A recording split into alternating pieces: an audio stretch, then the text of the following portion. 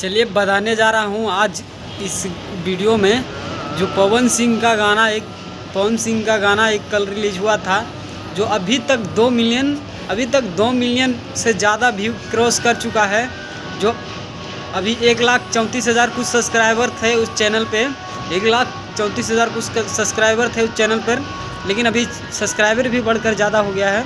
और बता दूं कि इतनी कम सब्सक्राइबर थी, फिर भी पवन सिंह का गाना का व्यू अभी तक 2 मिलियन से ज़्यादा क्रॉस कर चुका है, कल से लेकर आज तक।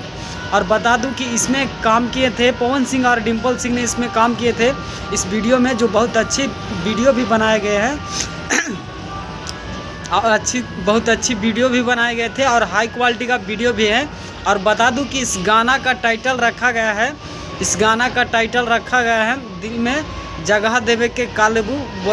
बहुत जो अच्छी सॉन्ग है। जो इसमें एक गाना भी पवन सिंह बोल रहे थे कि दिल में जगह देवे के बोला कालेबू, जो बहुत अच्छी लगी है इसी बात पे। और क्या बता दूं कि पवन सिंह का और डिम्पल सिंह का जोड़ी भी दिखकर जो बहुत अच्छी लगी है, उस बात पे पवन सिंह का सॉन्ग अभी तक बता दूं कि 2 मिलियन से ज़्यादा क्रॉस कर चुका है। और जाइए और जाकर सुनिए, आप सब नहीं सुने होंगे तो जाइए और जाकर सुनिए।